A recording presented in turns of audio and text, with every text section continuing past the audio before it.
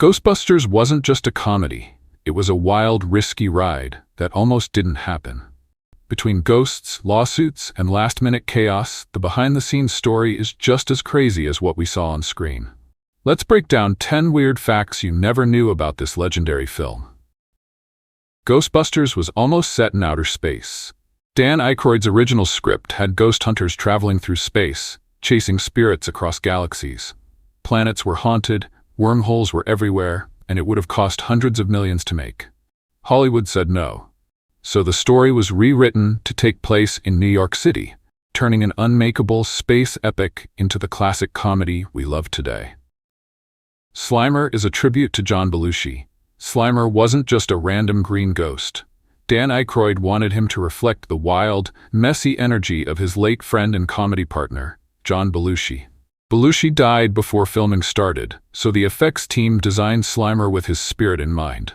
Always eating, always causing chaos. On set, they lovingly called him the Belushi Ghost. Bill Murray never signed a contract. Believe it or not, Bill Murray didn't officially sign anything before filming.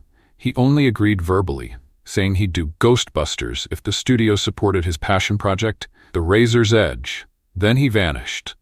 No one knew if he'd show up. But on day one, he arrived smiling and improvised many of the film's funniest lines.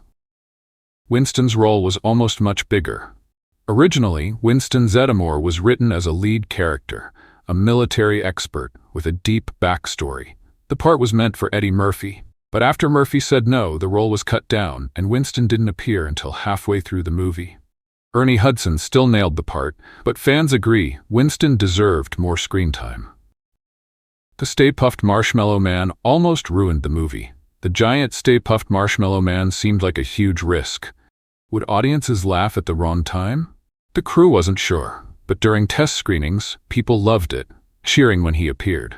Instead of ruining the movie, he became its weird, funny mascot.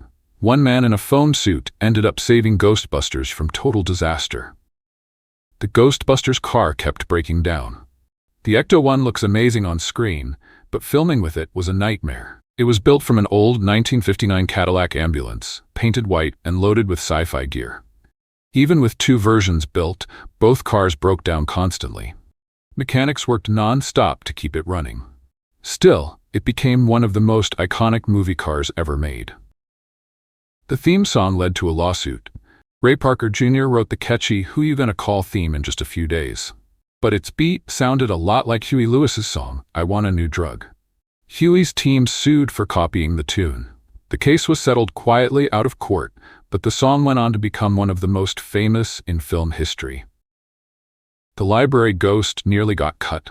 That first big scare, the ghost in the library, almost didn't make it into the movie. Studio bosses thought it was too scary for a comedy, but director Ivan Reitman fought to keep it.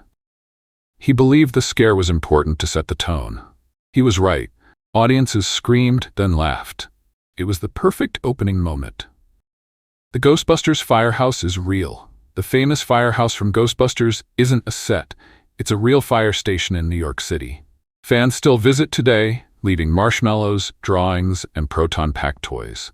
After 9/11, the firefighters who worked there became local heroes.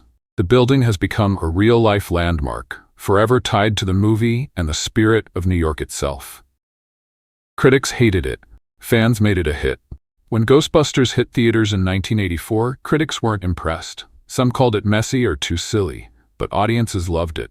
Word of mouth spread fast. It beat Indiana Jones at the box office and made almost $300 million. Kids wore proton packs, the theme song was everywhere, and the film became the highest-grossing comedy of the entire decade.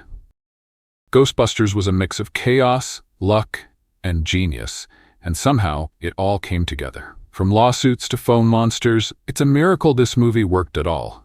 But it didn't just work, it became a legend.